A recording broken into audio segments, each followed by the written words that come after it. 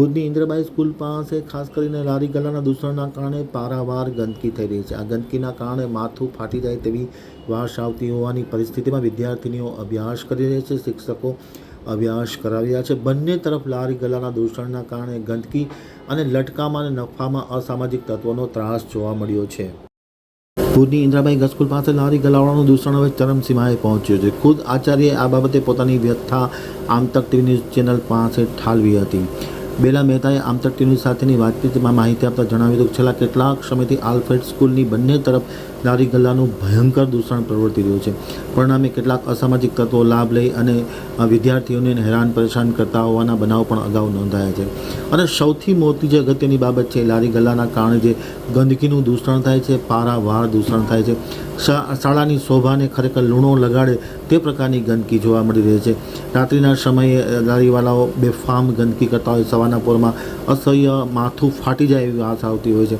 આવી પરિસ્થિતિમાં ખરેખર આલ્ફ્રેડ સ્કૂલની વિદ્યાર્થીનીઓ અભ્યાસ કરી રહી છે અને શિક્ષકો અભ્યાસ કરાવે છે એવી હતા આચાર્યએ આમતક ટીવી સાથેની વાતચીતમાં માહિતી આપતા ઠાલવી હતી। ખાસ કરીને સહારા પેલેસ પાસે પાછળના ગેટ પર પણ એટલું જ લારી ગલ્લાનું દૂષણ છે। ત્યાં પણ લારી ગલ્લાના દૂષણને કારણે ક્યાંક ને ક્યાંક અસામાજિક તત્વો તેનો લાભ ઉઠાવતા હોય તેવી માહિતી પણ તેમણે આપી હતી। અવારનવાર રજૂઆત કરવા છતાં કોઈ પણ પ્રકારના પગલાં લેવામાં આવતા નથી, ત્યારે આચાર્યએ આ બાબતે ભારે ખેદ સાથે આશ્ચર્ય વ્યક્ત કર્યું હતું। જાણવા મળ્યા અનુસાર જે લારી ગલ્લાના દૂષણના કારણે જે પરિસ્થિતિ પેદા થઈ છે તે બાબતે નગરપાલિકાને પણ જાણ કરવામાં આવી છે, ટ્રાફિક પોલીસને પણ જાણ કરવામાં આવી છે, પરંતુ કોઈ પણ પ્રકારના પગલાં લેવામાં ન આવતા ખુદ આચાર્યએ આશ્ચર્ય વ્યક્ત કર્યું હતું અને તેને ઉમ્મીદ કરી હતી કે તાત્કાલિક અસરથી આ પગલાં લેવામાં આવે તે ખૂબ જ અનિવાર્ય બન્યું છે। હું બેલા D Mehta Indrabai girls હાઈસ્કૂલની in charge Acharya છું। બેન, જે રીતે વાત કરું કે બારે જે નાસ્તાની લારીવાળા જે ગંદકી કરી રહ્યા છે એને લઈને તમે કેટલી રજૂઆત હાલ સુધી કરી છે?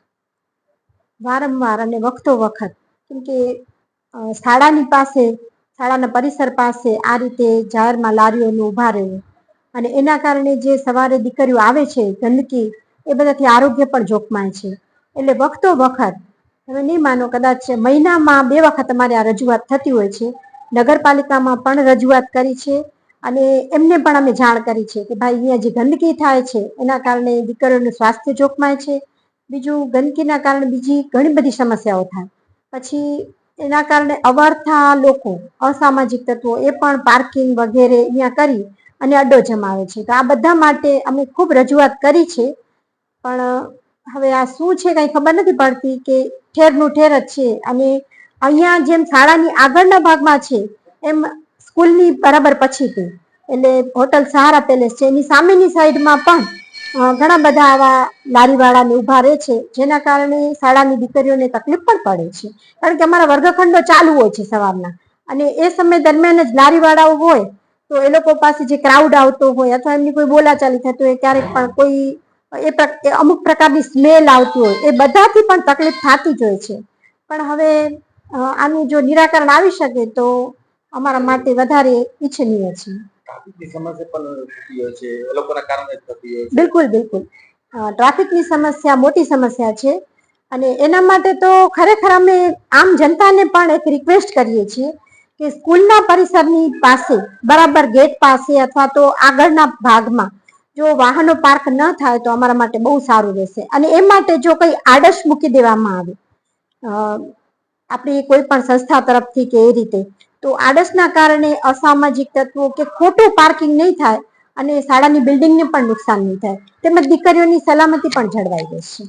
બેન, જે ટ્રાફિક પોલીસ છે, જે સિટી અહીંયા કોઈ કામગીરી કરવા માટે આવે છે કે લેડીઝ છે?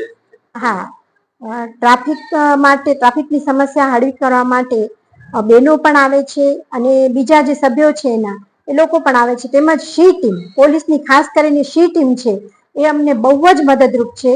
એ લગભગ હોય છે સ્કૂલ છૂટવાના ટાઈમે એ લોકો હોય છે, એટલે એટલા સમય પૂરતું જ્યારે સી ટીમ હાજર હોય ત્યારે ટ્રાફિકની સમસ્યા નડતી નથી।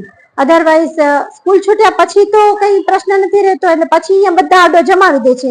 પણ અમારી શાળા એ પ્રકારની છે કે એક જાનીમાની સંસ્થા છે, ખ્યાતનામ સંસ્થા છે, વર્ષો જૂની સંસ્થા છે, એટલે આ શાળામાં અનેક સ્પર્ધાત્મક પરીક્ષાઓ યોજાય છે। એ ઉપરાંત અહીં અનેક પરીક્ષાઓના કેન્દ્રો પણ હોય છે। બીજું, પરીક્ષણ કાર્ય પણ ચાલુ હોય છે. એટલે આફ્ટર સ્કૂલ ટાઈમ અહીંયા ઘણી બધી પ્રવૃત્તિઓ અમારે કરવાની હોય છે. તો એ માટે જ્યારે સ્ટાફ આવે જાય છે ને ત્યારે આ ટ્રાફિકની સમસ્યા ફરી પાછી અમને મુશ્કેલીરૂપ બને છે.